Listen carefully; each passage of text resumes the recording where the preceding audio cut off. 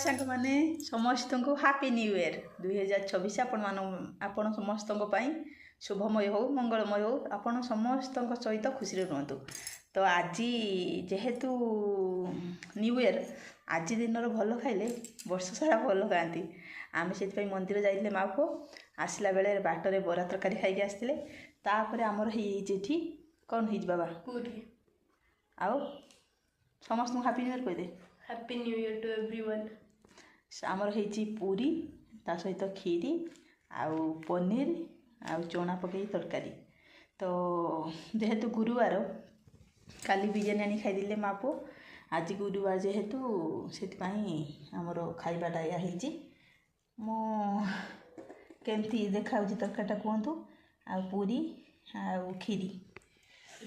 तो आमर पूरी खीरी है माँ पुओर मन पूरा दिल खुश खुश खुश हो जाए।